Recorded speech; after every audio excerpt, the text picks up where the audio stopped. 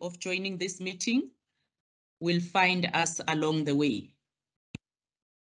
Once again, colleagues, good afternoon and welcome to the first set support of the third term, the date being the 3rd of August. This morning, colleagues, we have sent a reminder email and sent the link to remind colleagues of this meeting. And thank you to the colleagues who are in this meeting at this point in time, who have honored the request. We're hoping that connectivity will be on our side, that we run through this meeting up until the end. Colleagues, without any further ado, let us shoot straight to the first slide.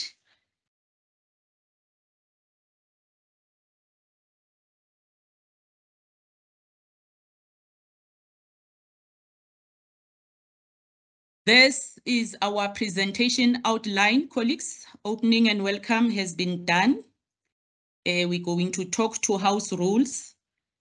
Like we've indicated that your cameras are deactivated and your mics are muted. You'll only be unmuted when there's a need for colleagues to raise concerns. Otherwise, colleagues have a platform of the chat box to indicate whatever thing that they would want to bring to our attention. And our presentations, colleagues, we only have 3 items to talk to. As a norm, we'll always give you feedback on how we performed in the previous term, and then cite a few challenges that we still experience with some of our colleagues, and then we'll talk to provincial post moderation. And then we'll have our announcements, and then we'll then open for questions and answers. Colleagues, that is our house rules.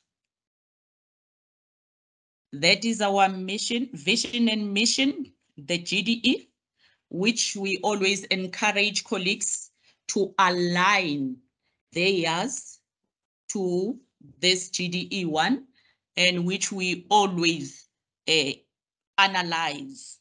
Let me not waste any time in doing that. We are used to it by now. This is the GDE slogan, colleagues. We still about the hashtag 1/85/55.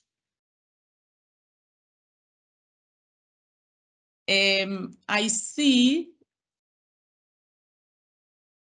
I've got someone on the screen. Can the colleague deactivate his video, Mr. Hendrik? Thank you, sir. It's back again. Okay, thank you.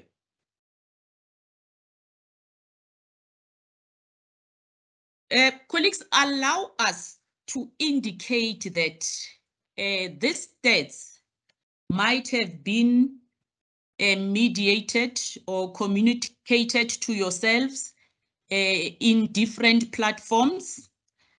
However, colleagues, I'm sure there might be slight inconsistencies, in the sense that as and when one works on the stats, one picks some errors, and then which might have not been picked when the stats was shared with our senior managers at the time, because at the time it was just raw stats. And in terms of our numbers, colleagues, we have other institutions which this term, they are part of us, and you find that the other term, they are not part of us. And so that brings all this that we have indicated to you in terms of inconsistencies and the inaccuracies here and there. We're still going to sit together with all the people concerned and consolidate these numbers and these percentages so that we speak in one voice as a district. But like we have indicated that it is a norm to report back to all the stakeholders. This is that platform where assessment officials are reporting back to you. Colleagues, in grade 4, according to the analysis that was at our disposal when we were doing this, we had 15,237 total numbers that set for term 2 formal assessments, and out of that number, 12,109 achieved, and the difference thereof did not. And that put us at 79% in terms of our overall performance in grade 4. And then in grade 5, as colleagues would see those numbers, we were at 80%. And then in grade 6, with that total number of learners, we registered an 84% pass rate. In all these pass rates, colleagues, we were just below the target, which we would not dwell much. We know that colleagues know the goal posts and what we are striving for. And we believe that colleagues at their institutions and their sites work tirelessly, work very hard in ensuring that those targets are reached. We must highlight this, colleagues, that while we have that confidence and the hope, we want to conscientize colleagues that we are now in term 3. So the 80% SBA is left with some percentages that needs to be achieved in ensuring that when our learners sit for our school-based control test in term 4, remember that they amount to 20%, they should have collected a weight of their performance so that they are not disadvantaged at the end of the year. So let us all embark on this last push in ensuring that our learners achieve to the best of their abilities, colleagues. Colleagues, that is the analysis according to circuits.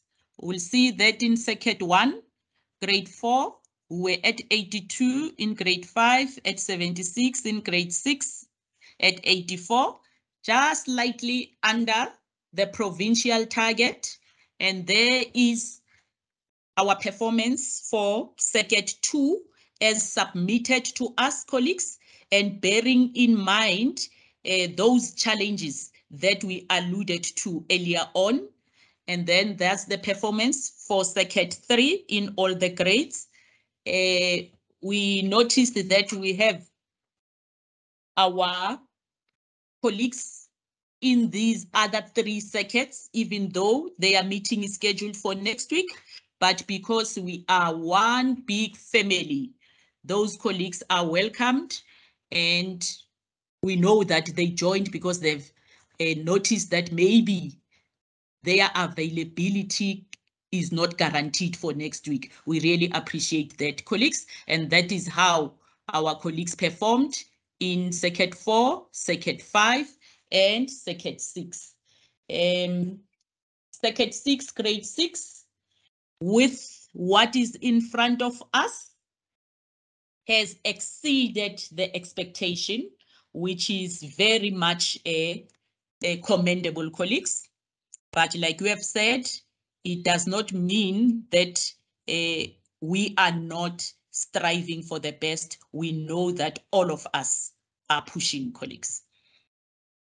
Colleagues, that was all in relation to how we fared as Johannesburg Central Intermediate Phase in Term 2. Now let's look at the submission challenges, which we're not going to go through them one by one, because we always give this feedback to the colleagues. We requested the following documents: the schedules, the composite stats, the pass rate, the progressed learners, and the distribution, which is the school-based controlled test. And we have explained during our set meeting that previously, since the advent of COVID-19, we were not requested to provide this module, but this time around it was requested, and we mediated that to colleagues to ensure that everybody is on board. And thank you to the colleagues who submitted 100%. Our schedules were uploaded and hard copies submitted. We are happy about that. We're at 100%. The pass rate was at 100%. The progressed learners, we had a few colleagues that we needed to remind to say, hey, by the way, don't forget that a module on progressed learners. Don't forget to feed the spreadsheet that we normally provide that has the 4 terms. But we are happy to report that at least it was not that bad. We were at 95%.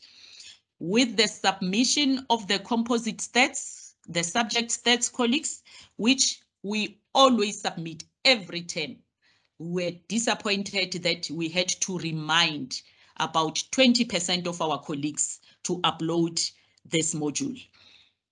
With the control test, colleagues, while we want to give the colleagues the benefit of the doubt, but this was mediated during our set meeting, it was included in our checklist, it was part of our presentation, the requirements down there, and over and above that, we even took upon ourselves to develop tutorials where we took colleagues through how to extract these modules on SASEMS for the colleagues who found it a bit difficult.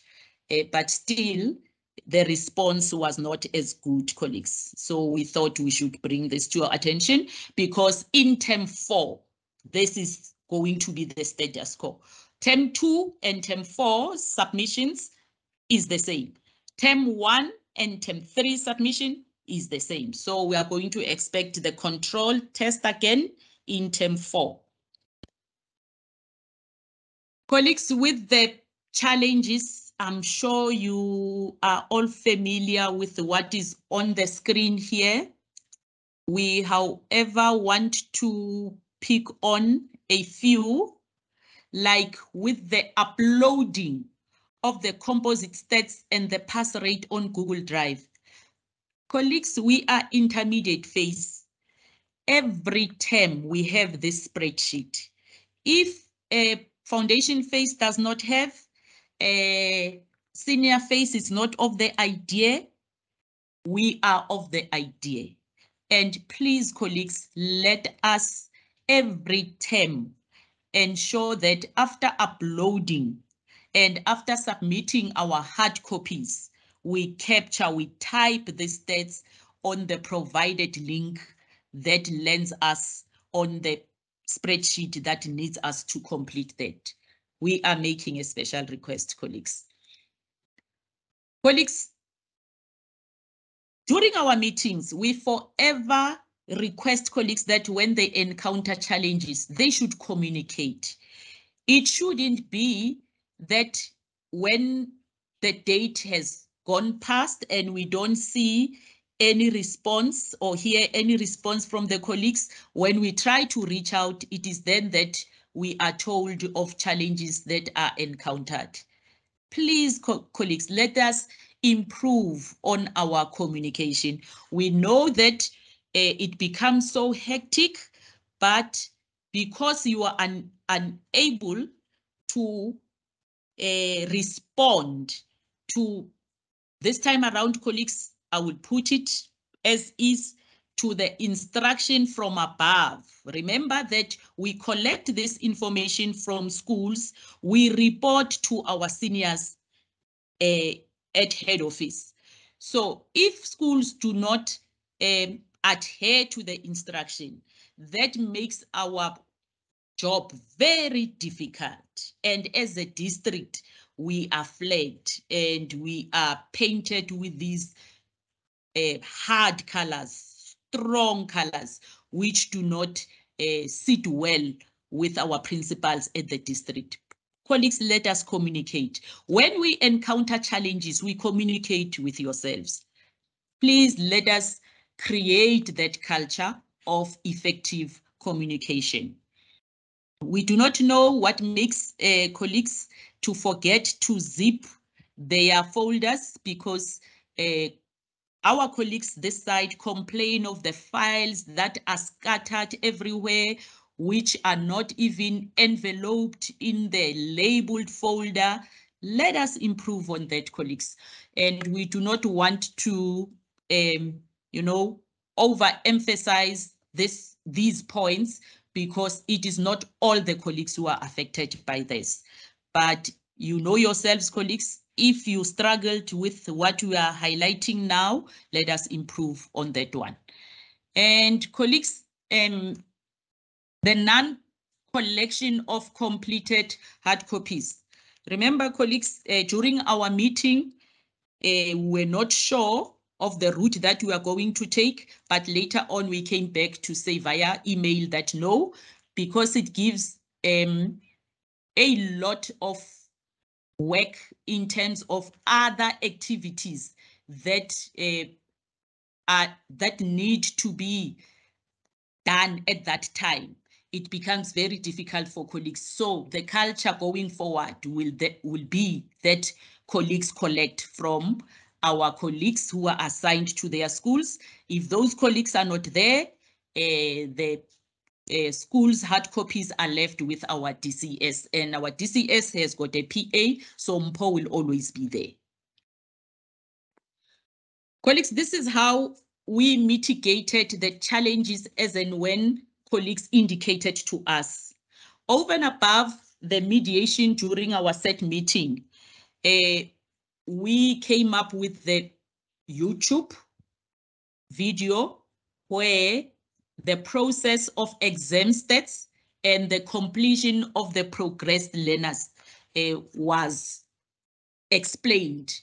Reason being, because we took quite a while without us submitting exam stats. So we felt that colleagues might have forgotten how that was supposed to be extracted. And then we took it upon ourselves to do this video, but still, numbers don't lie.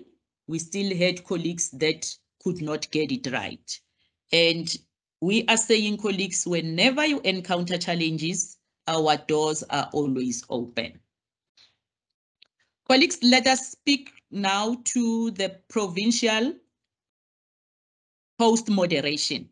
Colleagues will remember that the previous term, a province conducted a pre-moderation of our school-based control tests. And then reports were given back to schools.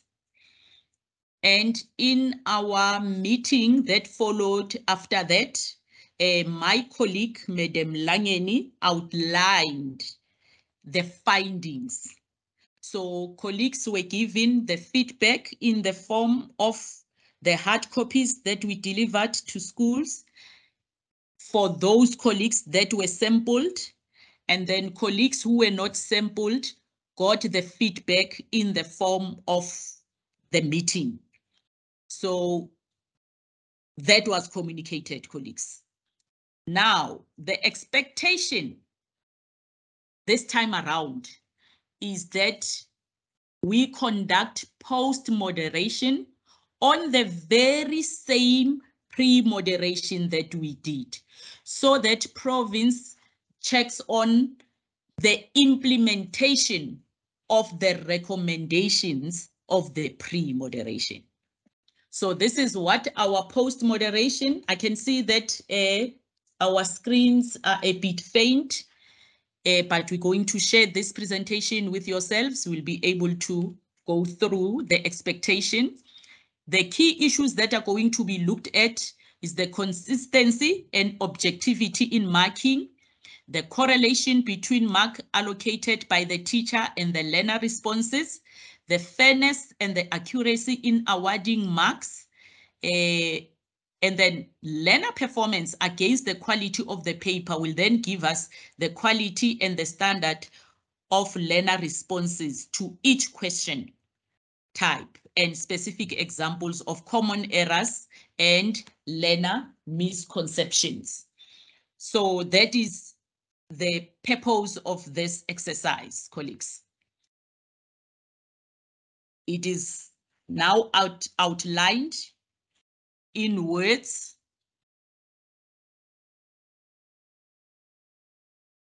This is the expectation. The consignment should be in the quotation folder, portfolio file for each subject, and it should contain the following.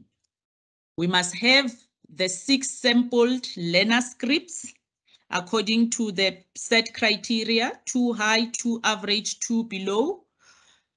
We're bringing back, colleagues, what was given to us as a report back for pre-moderation, meaning we are going to bring back all those assessments again. We submit on top of that the moderation instruments that we gave to the colleagues as feedback. Meaning the package for the pre-moderation, we're going to bundle it with the package for this post-moderation so that the synergy between the two is checked. And then we're going to have our moderated media school-based control test question papers as indicated, our marking guideline, the very one that we submitted. And then I must have mixed up my slides. I will go back to, no, I think it's missing. Now the submission for post-moderation. I think we've got over and above our scripts. We're still going to have our moderation from school. And then we're going to have, what else? It must have slipped my mind now that that slide has disappeared. But when this presentation is sent, it will cover all that. But safe to say, colleagues, what you submitted for pre-moderation is now going to be added to what we are going to submit for post-moderation as one bundle. And then these are the sample schools. As you can see, the list from Curro, Protit, Len to St. Ives. The expectation is that we do not request all these subjects from one school. The distribution is as indicated there.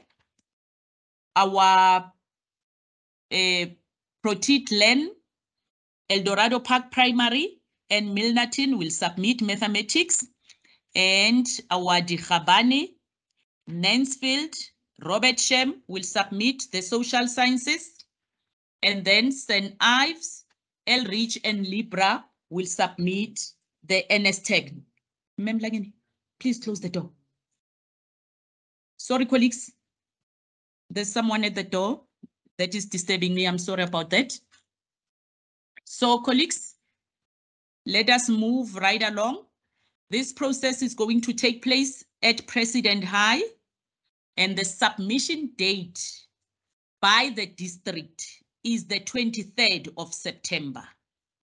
meaning, colleagues, we are expecting your consignments to reach us before the 23rd. That will be from the 19th of September up until the 22nd, because 23rd, we must take everything to the venue.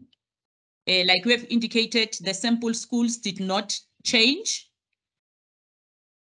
Colleagues, as we have indicated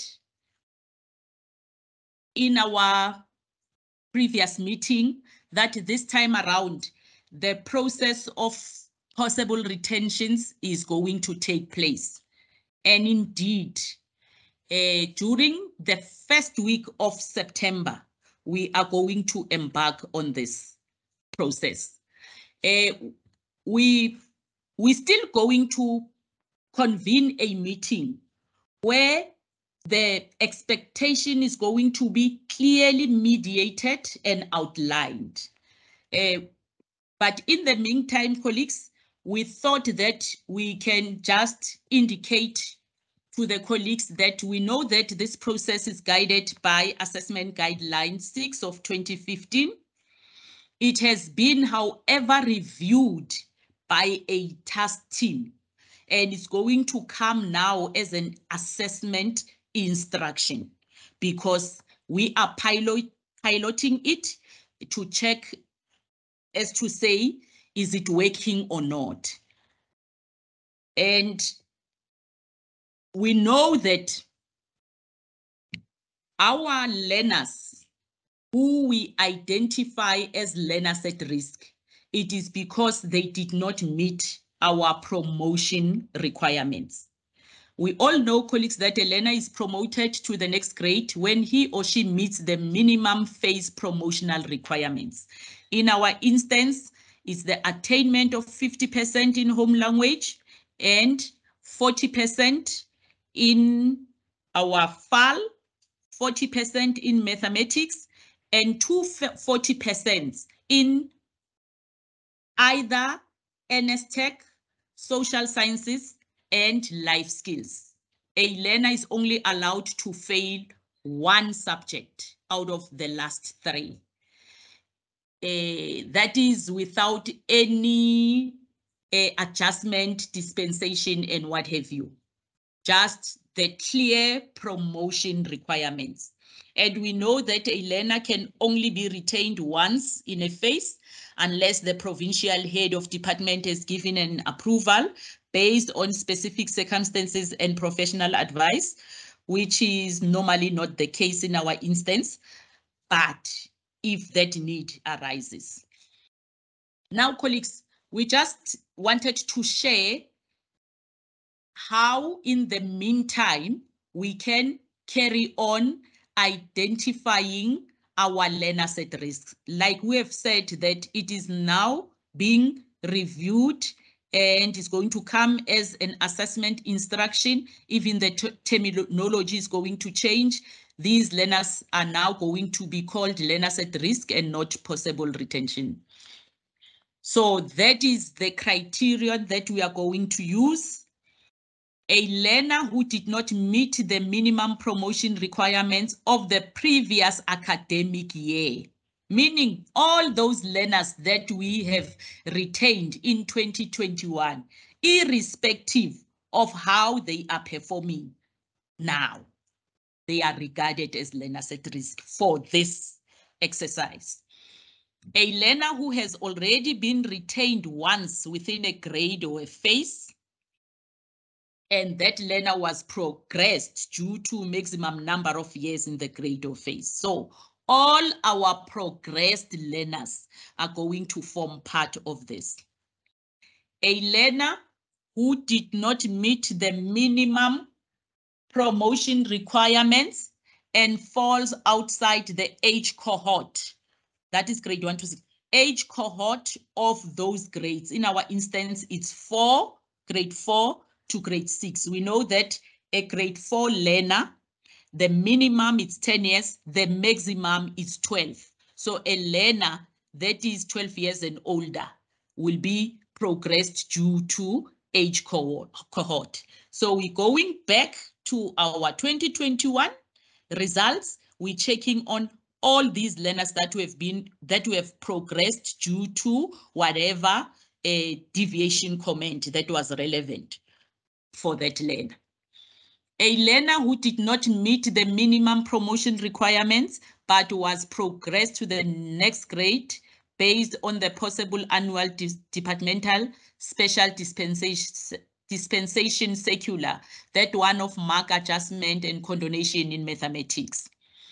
And then a learner who does not meet the minimum academic requirements in term 1 and 2 or term 1 or term 2, as we normally do. We know that previously we would combine the two terms and have the average of that. But now the criteria has grown. All newly admitted learners, excluding grade 1 and 8, all newly admitted learners, because where they come from, the 90% that they come with as a school or as an institution, we cannot attest to that. We cannot confirm that it was a true reflection of the learner's performance.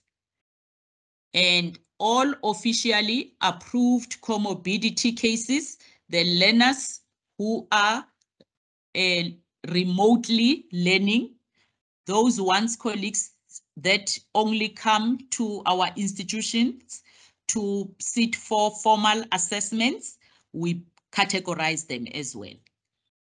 And then the last point will be a term 4 matter. A learner who met the minimum academic requirements in term 1 and 2, but not in term 3.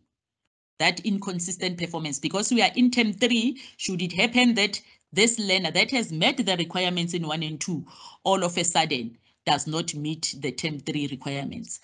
Colleagues, like you were saying, we just felt that in the meantime, for you to have this data, so that when this process is mediated, at least you have already identified the learners. And these criterion are not limited to only these. You'll find that we have those borderline cases of the learners, like in home language. The expectation, the minimum requirement is 50%, but a learner attains 55 or 54, 52. Should it happen that the following term that learner drops, that learner is going to drop below that minimum requirement. So the learners that are attaining just above the minimum requirement by 5% are going to form part of this. Colleagues, without opening to a lot of questions on this, because we're still going to mediate this, allow us to proceed to the announcement. That process, if at all goes well, we have planned it for the week of the 5th to the 7th. And you know, colleagues, that we centralize it. We're still going to talk of the logistics, whether the centralization means that the submission done at the district, or we come to yourselves nearer. Maybe we centralize it to one school near the schools that are clustered around there. We'll communicate that, colleagues. But at the moment, that is our tentative date. And then on the 22nd of September, we'll have our set meeting. And then the submission, colleagues, again to provincial post-moderation process will be the 19th to the 24th of September. Not to the 24th, to the 22nd of September. We'll correct that, colleagues, because we're taking the consignment on the 23rd. Colleagues, that was the length and the breadth of what we had for you today. Did we thank you for the privilege of your time? If not, colleagues, allow us to do that. And thank you for being part of this meeting. We now open for questions. Let us unmute colleagues.